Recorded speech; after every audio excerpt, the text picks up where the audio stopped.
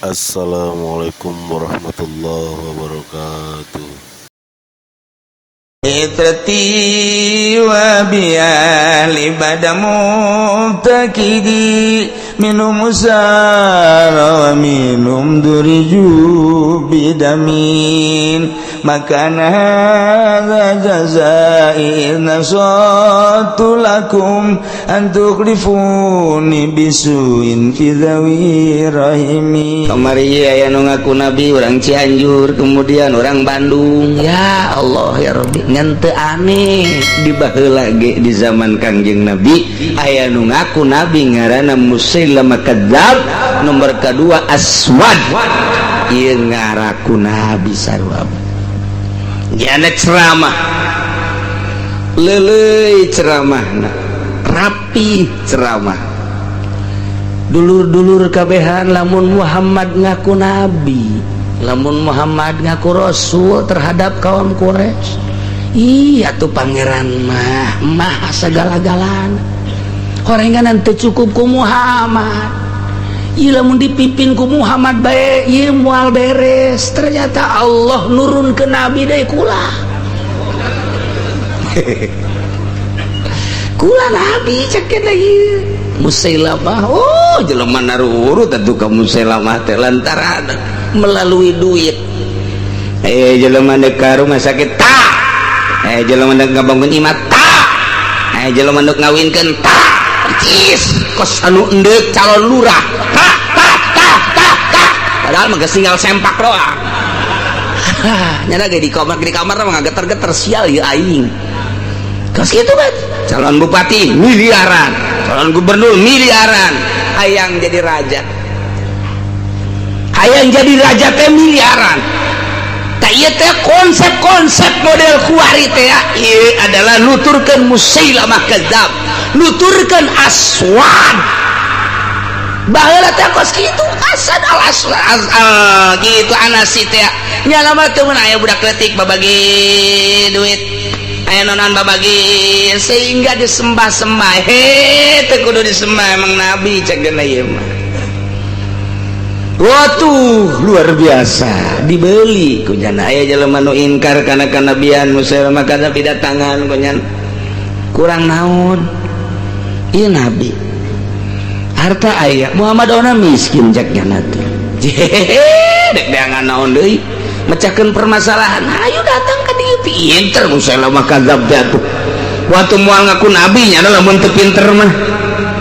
Nah kabelah dieuna ieu lantaran pengikutna loba sarua bae ternyata cek nya nabi nu bener mah ieu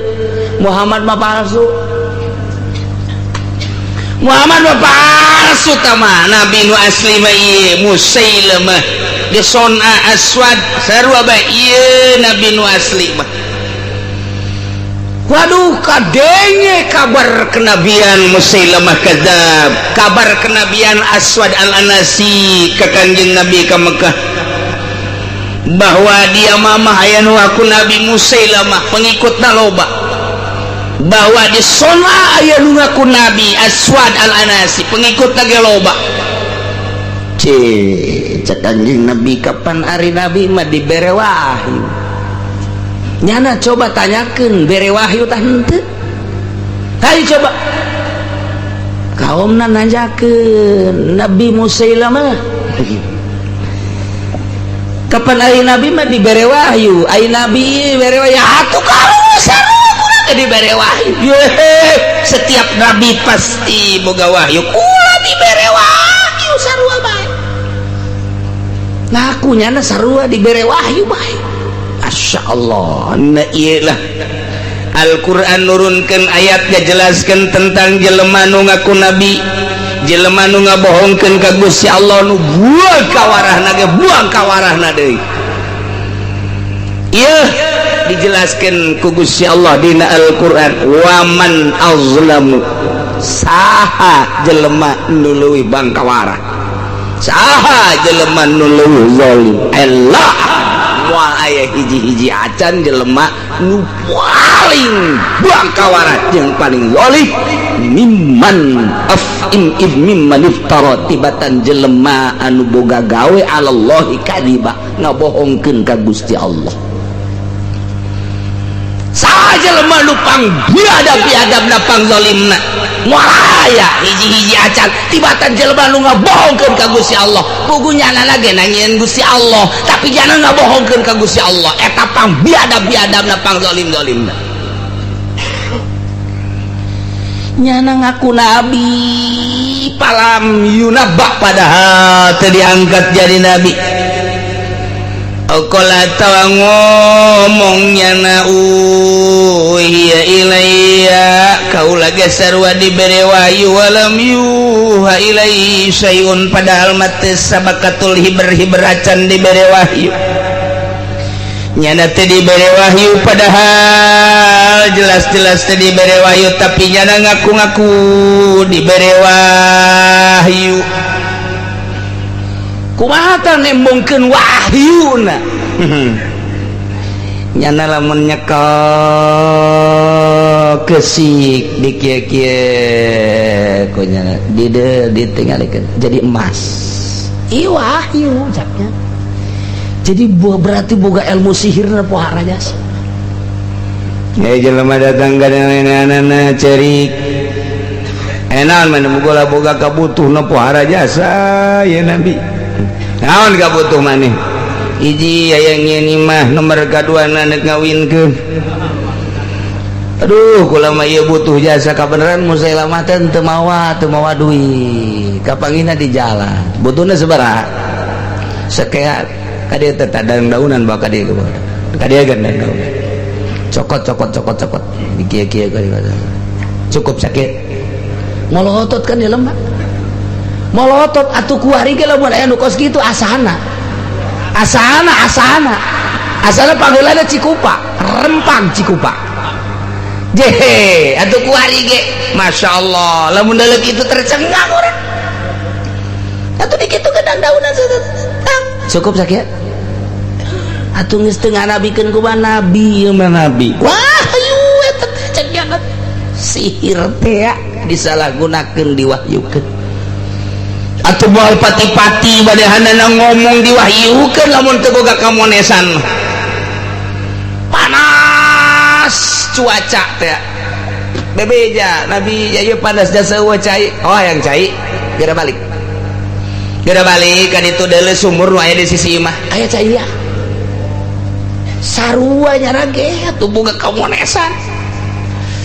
lapor ke Kangjeng Nabi bahwa Musailamah kadzab seperti itu lapor ke Kangjeng Nabi bahwa Aswad Al-Anasi teh seperti itu Kangjeng Nabi senyum bae la nabiyya ba'di eueuh nabi deui sabada kaula andai kata aya nu ngaku-ngaku nabi pembohong nah ieu dijelaskeun moal aya jelema nu pang kawarahna jeung pang zalimna tibatan jelema nu ngabohongkeun ka Gusti Allah atawa ngomong uhiya ilayya walam yuha ilaihi syai'un nyana ngaku-ngaku dibere wahyu padahal mah teu sabakatul hiber acan dibere wahyu sanu ngawahyuan atawa tibatan jelema nu ngomong kieu saunzilu misla ma anzalallah kaula bakal nurunkeun sakumaha nu diturunkeun ku Gusti Allah ngageugeuykeun ka Gusti Allah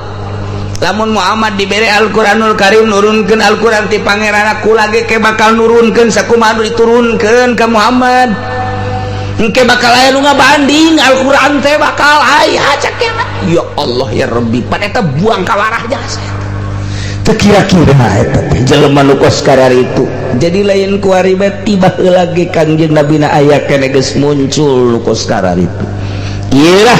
jelema anu ngageugeukeun ka Gusti Allah ngageugeukeun ka agama Allah ngageugeukeun ka Rasul Allah yakni ka Kangjeng Nabi Muhammad sallallahu alaihi wasallam ulah kaget tiba heula ge geus aya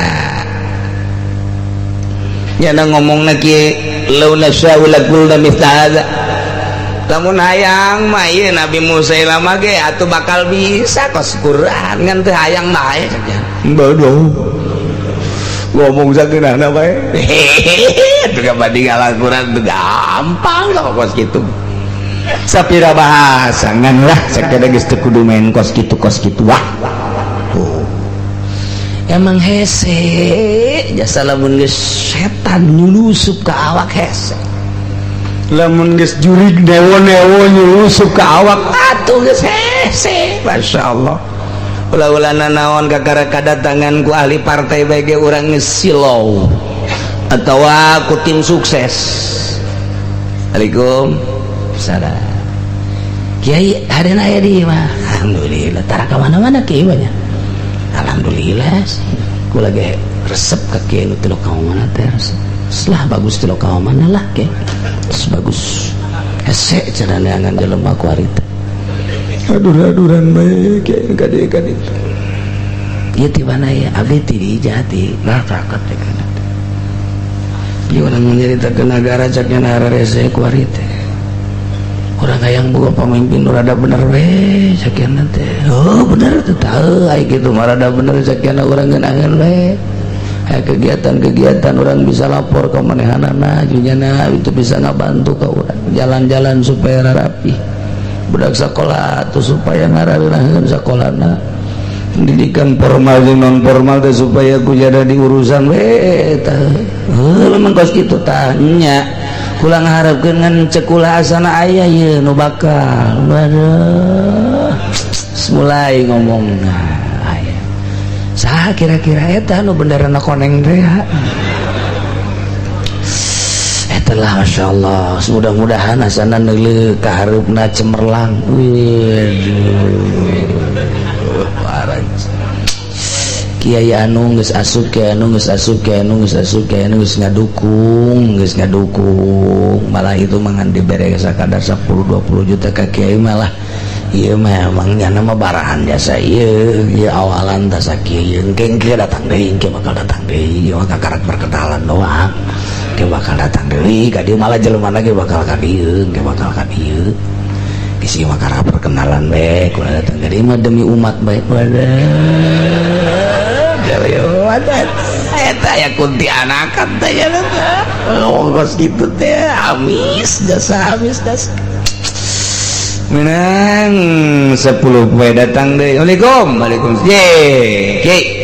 ieu majelis kudu diomean ieu bala locor kieu teu bagus lah mending rak-rak ganti nu anyar iya tuh dana nanti ulah mikiran dana calon pemimpin urang teh kaya nya nama kuari teh ger waduh memehna ge kuari geus daek kabangun komo engke geus mah rak-rak bae lah sagede sepira sagede kieu geus tenang kula tanggung jawab geus pokona mah ieu tuh aya bisa mangos kiai mah cicing sidakep sinuku tunggal tak saan biasa ta tim sukses sial jasa ta berarti kan aya jurigan teh jalona bongkar tukang nang geus tanggung jawab gula kiai pokoknya ngajar geus lo milu naon jadi pemerintah nu peduli teh mang bangunkeun kiaina udah sok milu-milu ngajar pokoknya kitu bae cak di rohatna nya eueuh be santrina pokoknya tim sukses eta tolol tim sukses bisa biasa yes beres majlis cai atuh pondokna ieu jacak kula mah atuh tanggung ieu pondok lah sapira tiang awi atuh mah geus ganti geus kalem bae sih masyaallah calon pemimpin urang nu Golkar teh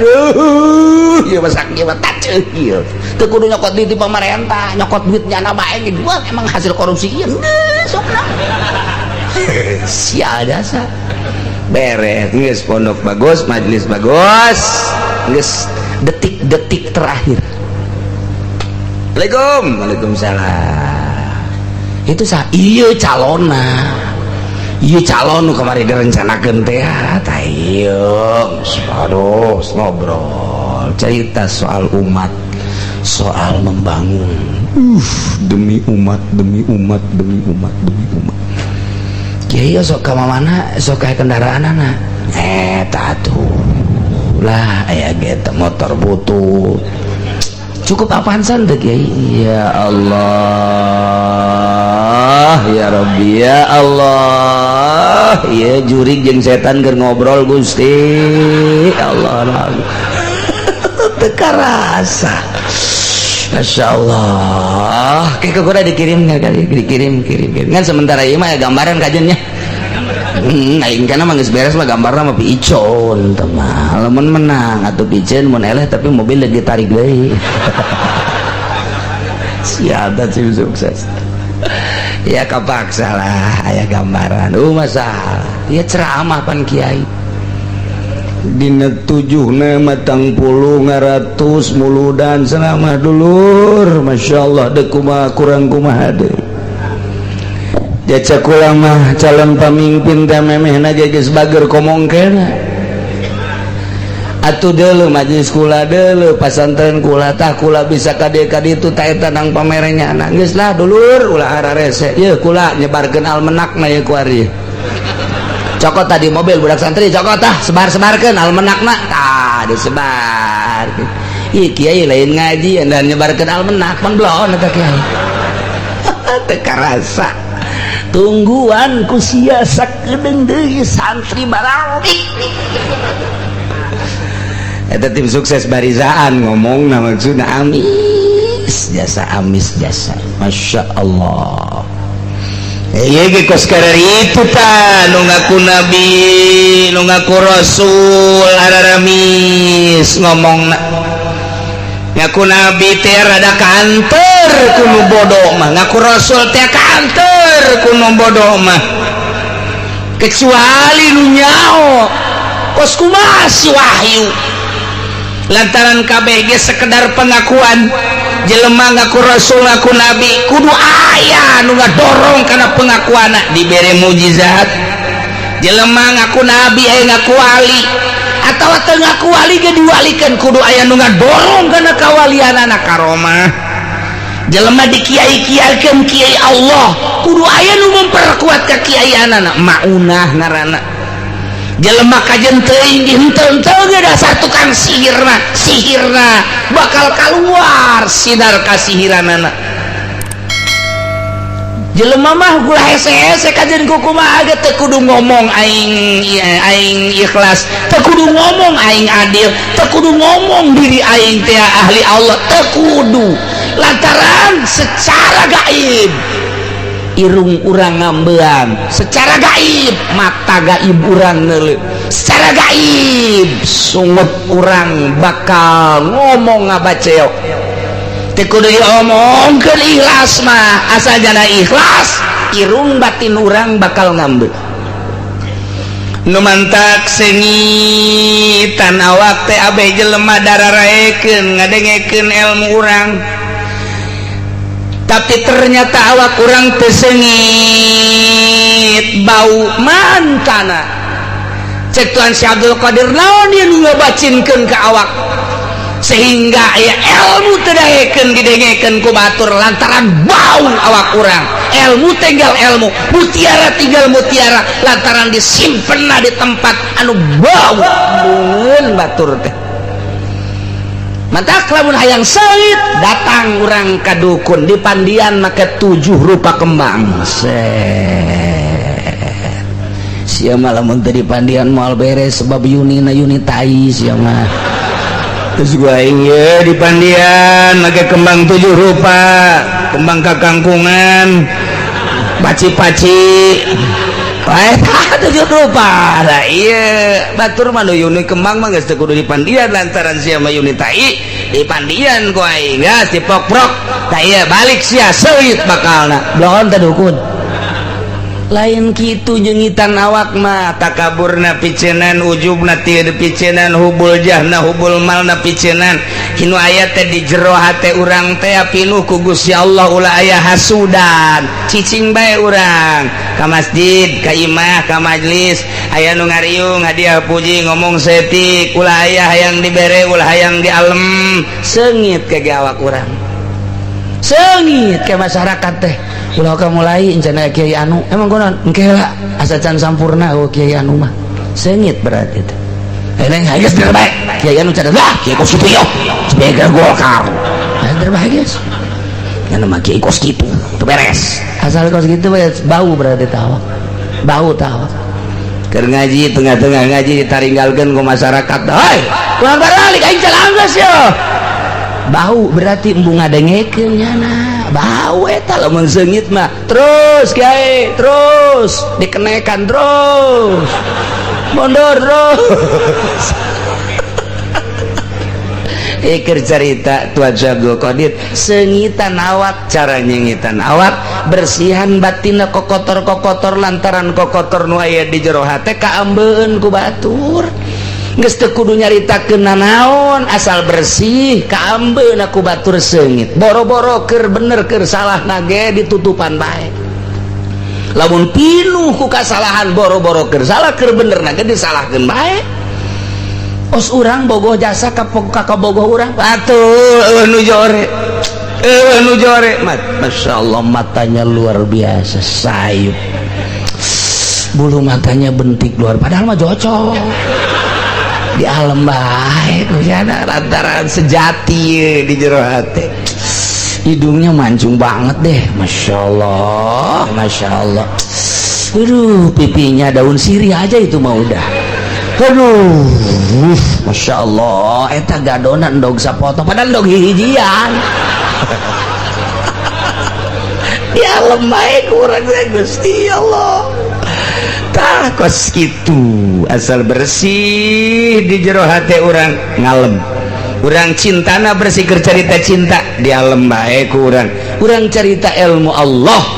geus araya kabeh tinggal dibersihan batin bakal seungit teu kudu ngomong geus kitu mah engke geus seungit jak lauk neangan cai jak sireum neangan amis selalu kitu bae ada gula ada semut ada air ada ikan aya ikhlas pasti ngarambe jelema kajen kukumaha ge mararenta asal diikhlaskeun ulah aya naon bersihan batinna teu kudu umang omong-omongkeun batur bersihan batin nyesep engke lamun aya partai nu datang ka imah wah aya penyakit sial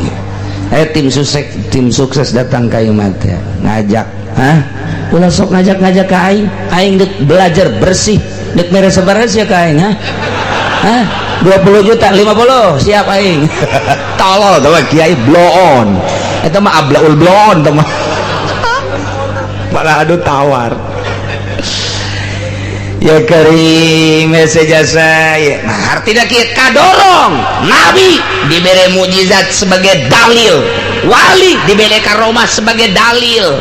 nu matak dibere karomah teh bersih batinna ulama dibere maunah nu matak dibere kepercayaan ge ku Gusti Allah maunah eta teh sambarangan batinna bersih teu bisa main-main kos kitu teh teu bisa dipaksakeun kajen kukumaha ge nyana ngaku-ngaku aing kiai aing ustad jero batinna geuneup eueuh pendorong sebagai dalil atuh hese bae kajen kukumaha ge nah iya kulo bodoh mah karomah pajar mukjizat karonan mang sihir pajar karomah bodoh ngaranna ge medak Musailamah kadzab pesihir anu luar biasa aswad pesihir nu luar biasa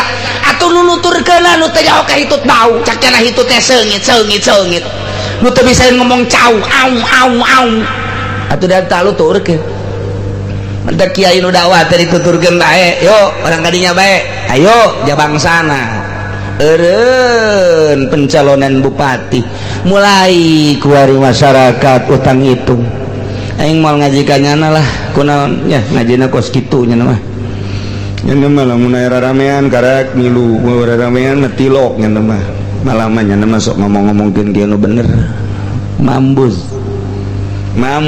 deleukeun kiai hajumbu tatanggana ge moal ngajikannyana aing mah ngaji ka ditu bae kurang dah beres sama ngaji yang dibayar malulu aing bae ku nama capek dititahan ku nyana nyebar-nyebarkeun almenak sial nyana mah nu dibere duit aing mah henteu tadina teu kurang dibere tah ku kiai mun diongkosan mah malah ngomong kitu nyana ge moal eta gara-gara nu mah tah sebarkeun bere ka tetangga duit teh dibere salah tah kiaina blon teh kiaina moal beres kajen guku ngage asal geus lain cekelanana bae nu kuduna nyekel takrib riyad alfiyah fatul muin kuari nyekel almenak moal beres kajen guku ngage tatanggana ge moal deukeun ngaji kajen guku ngage sebab akur jeung nyana walau tara kunon jadi kadinya dinya walau tara idh zalimuna fi ghamaratil mauti wal malaikatu basitu aydihim Muhammad lamun anjeun ningali niscaya anjeun bakal kaget dedeuleun nu pohara idh zalimuna ketika nu zalim nu tadi dicaritakeun tilu rupa hiji jelema nu ngabohongkeun ka Gusti nomor kadua anu nyana ngaku-ngaku diberi wahyu padahal teu nomor katiluna anu ngomong saunzilu mithla ma anzalallah bakal nurunkeun sakumaha anu diturunkeun ku Gusti Allah ka anjeun yana Al-Qur'an eta jelema ke di akhiratna ketika anjeun leupi gomaratil maut beh heula di duniana katutupan ku maut sakaratil maut nyana keur sakaratil maut wal malaikatu basitu aidi malaikat nenggeulan make leungeunna ditenggeulan dipeupeun akhriju anfusakum geula kaluarkeun roh maneh ku hese-hesena roh teh embungeun kaluar padahal tugas malaikat ngan bahasa malaikat teh sogol tanipan sogol gara kaluarkeun ku sia roh kaluarkeun artinya serahkan kain ulah dihese-hesekeun kok bisa bahasa kos gitu kunaon gitu lantaran jelema dina sakaratil maut teh macem-macem tingkahna sakumaha anu datang ka Kangjeng Nabi Ayub alaihis salam pernah datang tamu ka Kangjeng Nabi Ayub wakila ka Kangjeng Nabi Yunus assalamualaikum waalaikumsalam dari mana ente? Ana dari langit. Jangan main-main loh. Iya saya betul dari langit. Laser Nabi. Duduk. Iya bener nyana di langit malaikat berarti mau makanan nyana roti korma susu cai disuguhan. Duduk, kita sama-sama makan. Itu kudu diomong kok dites wae ku Nabi. Kayak Nabi Ayub langsung ya. Seribit. Silakan. Cicing bae nya. Enggak saya. Itu tuh kormanya. Ini korma mantap ini. Dan Nabi Ayub nyokot, ada har korma gitu. Nyana tetep bae cicing bae. Ganti cai, cai kopi set. Silakan kopinya Pak. Saya enggak. Emang ente dari mana sih? Saya dari langit. Coba makan dulu. Oh enggak, saya kan malaikat. Saya enggak pernah tidur, enggak pernah makan, enggak pernah minum, enggak pernah jima. Sanggeus dites bener, berarti bener ya malaikat ya. Sekian aduh. Alhamdulillahirabbil alamin cek Kanjeng Nabi Ayub kuari boga tamu malaikat alhamdulillahirabbil alamin urang mapan tamu teh calo jeger tamu teh urang sandu mabok ka sekarang itu minimal bangsa anu sok korupsi mawa siksa lain mawa rahmat tamu teh anu sekarang itu mah cek Kanjeng Nabi Ayub teh malaikat status ente apa sih? Saya pencabut nyawa. Oh Nabi Israel malaikat Israel betul. Masya Allah enak ya malaikat sekalian ka dia naon cek kula mah silaturahmi doang ka dia teh ayatnya sih nyabut nyawa tingkah nyabut nyawa ente waktu nyabut nyawa jelema akur berapa ente atuh ento ceknya nanti ya beda-beda maksud beda-beda kumaha ai kanu soleh mah kieu rupana ai kanu maksiat mah kieu ai ka munafik mah kieu ai ka kafir mah kieu nah coba hayang nyawa coba kanu soleh kos kumaha kanu soleh itu menang dipraktekun kos itu mah tuh engke bae cek malaikat ente mah yang doang ih sok pakai lalagaan tuh bisa pakai lalagaan sama kos gitu mah cek balik malah silaturahmi doang kan ente mumpung ka dieu kekeh biasa atuh kudu bebeja heula ka Gusti meunang apa henteu sok bebeja ih atuh didinya bebeja henteu bebeja we kitu Nabi Ayub hayang nyaho gitu cara-cara rupa ketika nyabut nyawa jadinya bae sieun atuh kudu henteu ayu bebeja bae geus ka ditu atuh eledet bebeja malaikat ya Allah ya Rabbi aya hamba Gusti nu diangkat Nabi ku Gusti Ayub ngaranna sanggeusna anjeunna ritu non muriang sakitu panas paparahna ku ari pancage diangkat jadi rasul abdi silaturahmi pandaya irin ti Gusti Ayubrak manehna hayang ningali tingkah abdi rupa abdi ketika kitu jabut nyawa manehna hayang ningali diizinan teh ku Gusti sak Gusti Allah geus teu naon nah kumaha cek kalau diizinan cek coba kanu saroleh kos kumaha peureum kangjing Nabi Ayub bedak barang bentak rupa malaikat teh masya Allah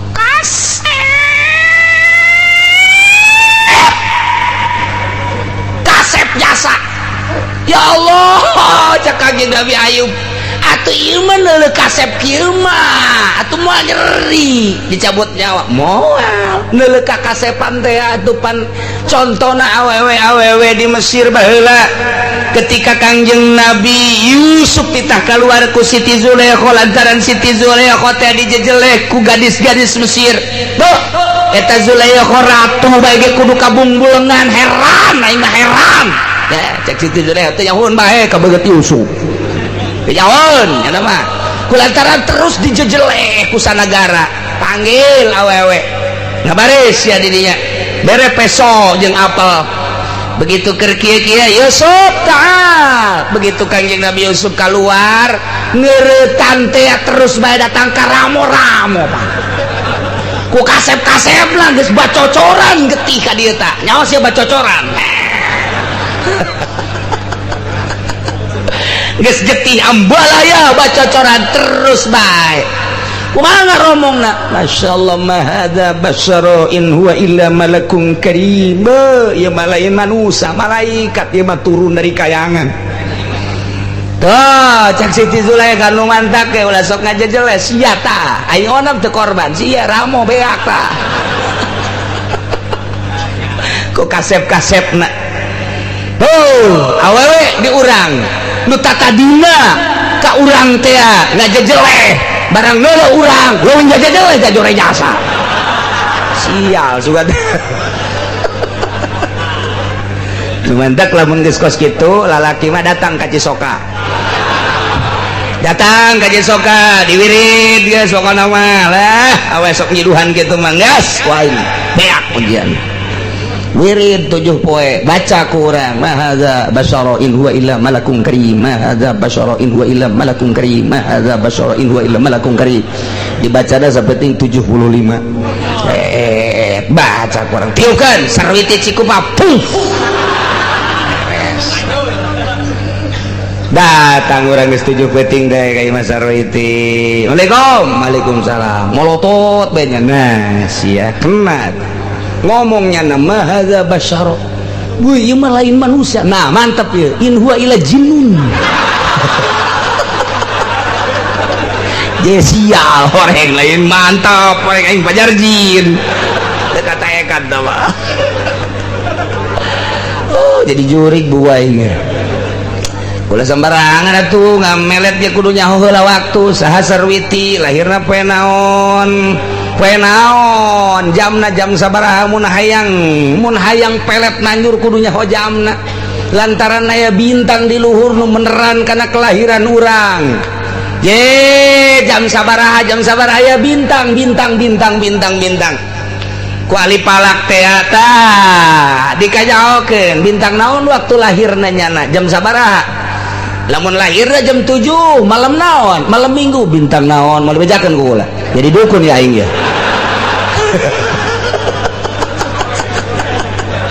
malam sekian poe naon malam naon bintang naon pasapan teh terus bae pan bintang teh Masya Allah di porosna masing-masing tan mentek dina ilmu sulam ketika orang dek nanggalkeun atuh bintang naon kabeh atuh ararah ya mentek teu mislek deui percaya kana perhitungan ulama ulah hese-hese poena mata poena kaler kidulna bintangna geus diitung atuh hese-hese amat nah ketika orang dek melet geh diitung sok Sarwiti lahir poe minggu pedang apa batik jam sabada jam 12 oh mustari berarti yes hitung Sarwiti sin berat 30 rok 400 wow genep tak 200 hiji kan bagi 7 poe biasa sabaraha ieu menjadi anak cara kada pasawahala wah teu beres ya tuh aya kitu da jeung ilmu hikmat ge atuh kekuah sih nah timur sok kuari sabaraha sesana ternyata sesana teh aya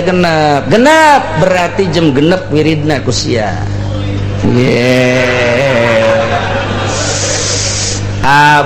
abajadun alif hiji 2 3 4 abajadun ji 2 3 4 atuh kudu kos gitu Masya Allah hawazun H5 waw genep berarti hari ke-6 Minggu Senin Selasa Rabu Kamis Jumat jam 6 wirid maghrib batur salat siang wirid ilmu dukun sih kan tuh saya ilmu dukun mau kos gitu Tirin ngaharepkeun hadapkan awak sia ka Imah Sarwiti di mana Sarwitina denden 7 batu di dinya mereka 7 batu iringkan bismillahirrahmanirrahim hadiah heula beres hadiah we ma hadza basyarain wa illa malakun kayman hadza basyarain man hadza illa masyarain beres timpukeun tiup heula kok timpukan keimanan dong begitu datang tah batu katana langsung ke hati Sarti deng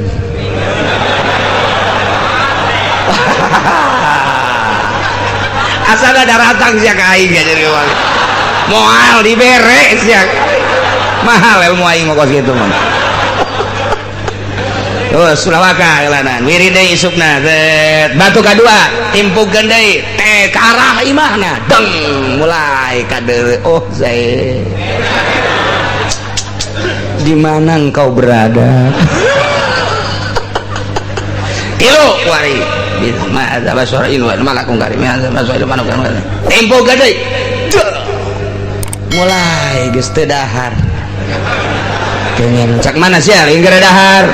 sareubeuh mah bangunna ti kamari sia teu dahar teu hayang dahar mah can kanyawan karak 3 peuting kan 4 mahadza basyarain wa mahadza basyarain tempo gede langsung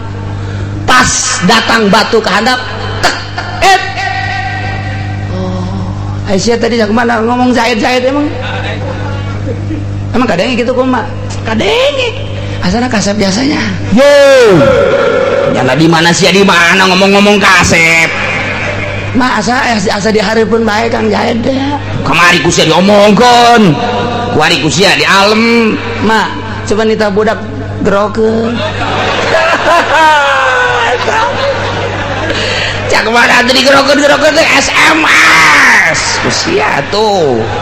aduh geus beres 5 genep 7 geus kagoler bae mamawa samping Kang Jaed ada promosi pelet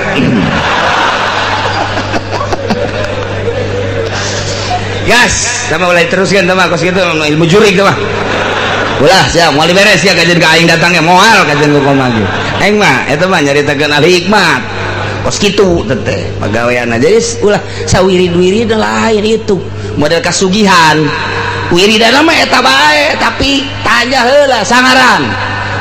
anu terakhir anu oh sia itu berarti hitung tek oh lamun dek dewere wirid malam anus yang ngawiridna jam sakitu wah diwirid ujian anak masya Allah jualan naon ge laku bae eta kudu tepat heula tah eta bae tu cenah kiai mah moal beres sarua set dikira meren moal sebab can kadeuleun niat bener mah doraka lamun geus niat benerna bener lempeng jasa jangan bangun pasantren jangan bangun masjid jangan bangun kakarak atuh ieu mah sapira deuk kawin deui ka Karawang serahkeun ka sia bae geus pokona mah jadi jam-jamna sarua nyieun azimah ge saha ngaranna jadi nyieun asihan segala rupa ge di deuleu lahirna jam sabar etalah ilmu perdukunan nuantak nu calon lurah mah bego datanglah ka dukun ya menang bandara naon sia biru naon dia bakal minggu biru minggu wow berarti sia kudu kaluar ti imahna jam 4 teu meunang jalan hareup kudu jalan dapur makanya di dapurna ya sumur di dinya lain menang ngubrus ya ka sumur beres gas kuku rubusan los keluar na kudu jam 4 bae hayo asal kaluar ti imah bengkes ya diuk di mana bae masalah belanan tah lamun ke rada maribis menang sia tapi lamun centrang bae eleh sia kajian ku kumaha ge menang berem ilmu dukun mah kos kitu aju supaya yang menang aya elahna nu penting dukun mah tolol eleh na dukun nah kos kitu cekanya ieu ari lamun anu kanu maksiat perem begitu perem bedak wah molotot Kang Nabi Ayub lantaran rupana nya jore jasa rupana nya bau rupana teh oh Kanjeng Nabi Ayub teu kuat langsung kelengar dirobah deui malaikat maut ngarobah aya 10 menit hudang ku kulisika kumaha eta rupana eta beuh tawa boro-boro dicabut nyawa ta neuleuna geus poharana angker mah kos gitulah terus munafik terus kafir coba do kafir hareup bedak barang bentak Kanjeng Nabi langsung ngejedak we wah asana cek malakal mati mah paeh meme dicabut gitu aduh jadi geus paeh teh heula ieu geus tah beunang 10 menit kulasa kulisi udang Kanjeng Nabi Ayub ngageledak deui lantaran pohon malaikat maut can robah aduh tadi malaikat ngalalaga jelema bae cek bakal lopan ngegeledak deui oh aing can robah aduh geus beunang 10 menit kukulisikan deui diudangkeun Ayub ulah kayak gara bentak moal waktak geus robah kancan geus omah geus bener geus enggak pingsan deui asa da cek gara geus emang geus bentak oh bener asli deui beuh cek Kanjeng Nabi Ayub berupa nu eta mah parah amat ini kemasian lagi luar biasa hiji kulit dah hideung sakumaha seng kastrol hideung nomor kedua keluar ti sabulu-bulunana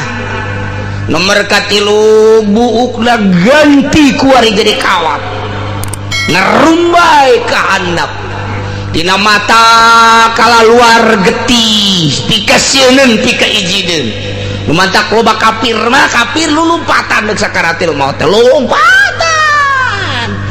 jeung bae nu sapoe 2 poe 3 poe kafir mah saminggu sakaratil maut nanti lantaran ieu tah walau tara idz zalimuna fi ghamaratil maut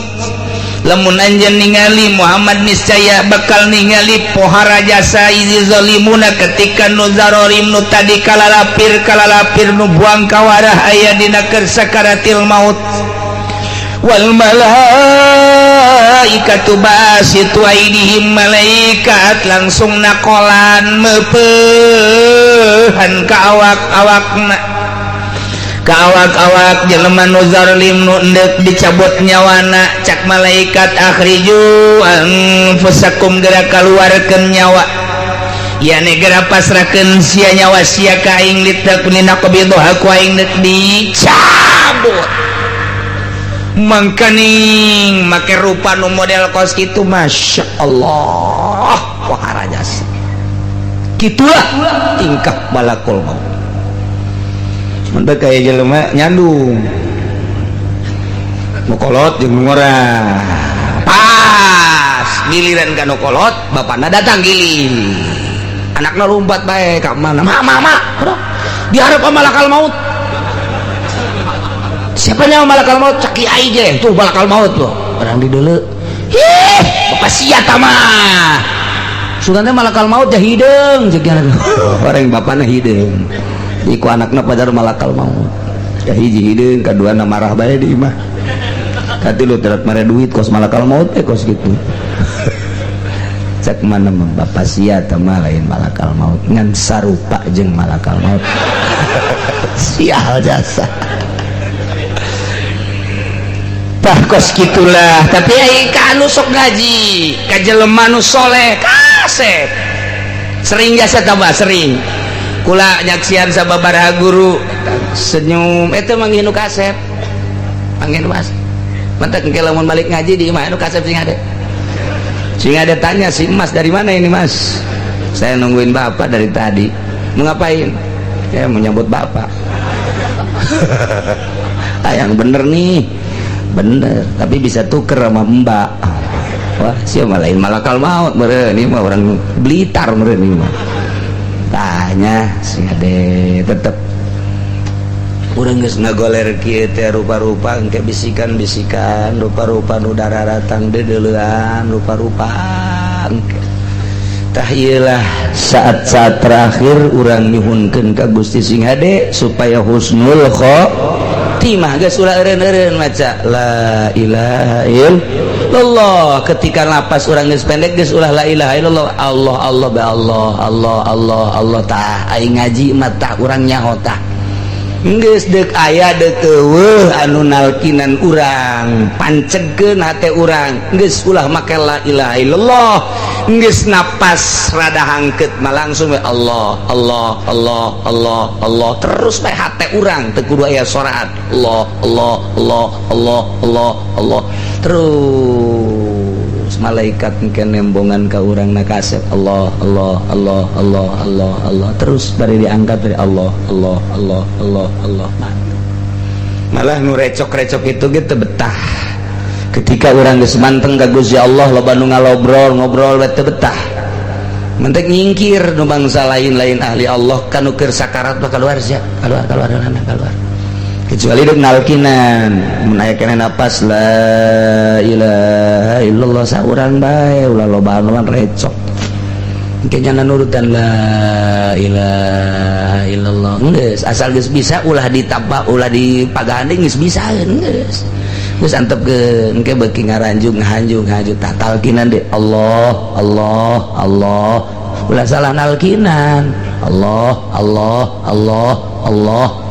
jangan nurutan ke Allah Allah Allah lah lamun keur mejana kos kitu mah terus diceulina Allah Allah mun bapa urang ua urang imang urang kebenaran urang hadir sakaratul maut kos kitu nalkinana tah Allah Allah kenyana nurutan Allah Allah Allah lakinu mautakum bejaan hurukan talkinan jelema nu endek maut lakinu mautakum bila ilaha illallah mun masih kena napas panjang la ilaha illallah lamun geus pendek Allah Allah Allah Allah tuh al-yawma tujzauna 'adzabal hun dina poe maneh bakal dibales make siksa anu hina nu pohara bima kuntum taquluna ku perkara nu aranjeun ngararomong alallahi ka Allah ghairul haqi teu bener ngomongna sagala ngaku nabi sagala ngaku diwahyuan sagala ngaku-ngaku dek nurunkeun kitab nu sarua jeung Al-Qur'an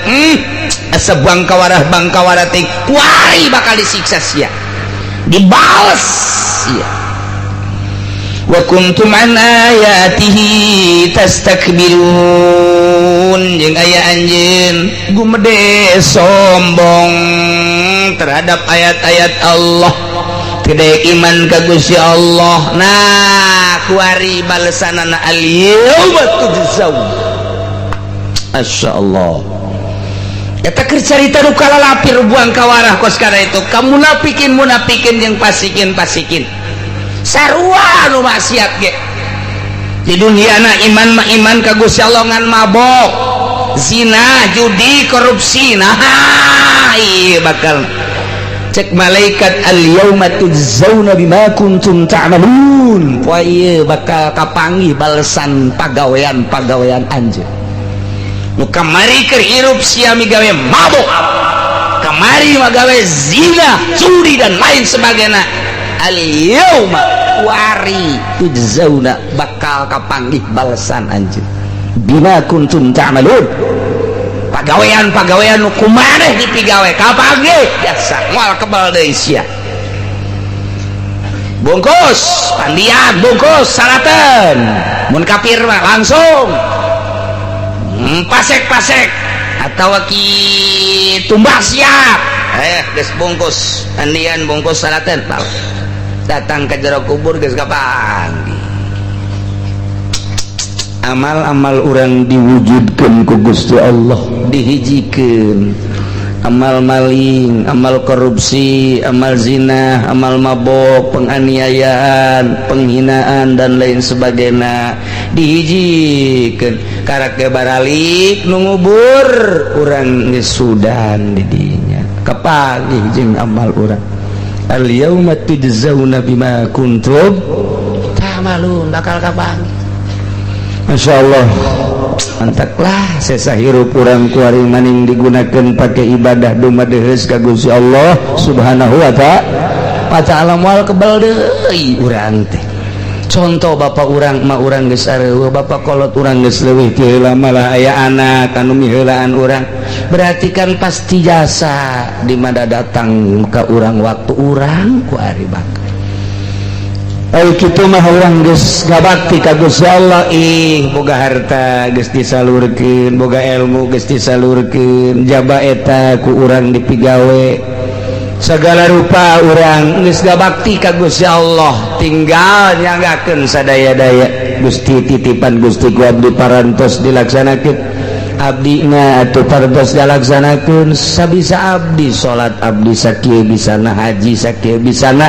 ngazakat ngaji jeung sajabana tapi pan Gusti harapan abdi tak berharap ke Gusti Allah tapi ngalaksanakeun eta mah mas mantep lamun berharap ke Gusti Allah bari teu ngalaksanakeun ieu siksaeun Allah jelema sia ulah sok kamalinaan segala mabok segala zina kos moal paeh bae cek jana aing mah kos kieu ge boga prinsip Allah mah maha gopur soekeun habek sungutna ka dia sia soekeun ku aing berewek sia sangeunahna bae sia berharap sote labun ibadah ka Gusti Allah. Gusti abdi salat, abdi puasa, abdi zakat, abdi haji, abdi sok ngaji. Tah ieu parentah Gusti ngan abdi bisa sakieu tapi abdi berharap kana gopur Gusti, abdi berharap kana rahmat Gusti. Sakieu bisana eta mah meujeuhna. Tapi anu mabok mah anu zina eprak ngomong atuh rahmat Gusti mah lain cara urangnya nama atuh dihampura-hampura bae caknya saekeun mah kos kitu gantung ka mah kos kitu tambah sarua bae jeung poe Sabtu nya cicing jadi ikan di kabada sia sugan bae aing menang gaji digawe tante atuh henteu tolol budak gawe teh naon teh yang gaji tolol itu. Itulah para jamaah kaum muslimin wal muslimat rahimakumullah, urang sing bisa dumaduheus ka Gusti Allah Subhanahu wa taala. Udah doa ka Gusti mudah-mudahan urang kabehan dihampura dosa, dibere daek ibadah, dibere daek dumaduheus ka Gusti Allah, bisa ngabersihan batin urang sehingga urang mantap ibadah ka Gusti Allah dibarakati umul Quran Al-Fatihah. Bismillahirrahmanirrahim. Alhamdulillahirabbil alamin arrahmanir rahim maliki yaumiddin. Iyyaka na'budu wa iyyaka nasta'in ihdinas siratal mustaqim siratal ladzina an'amta 'alaihim ghairil maghdubi 'alaihim waladdallin. Amin.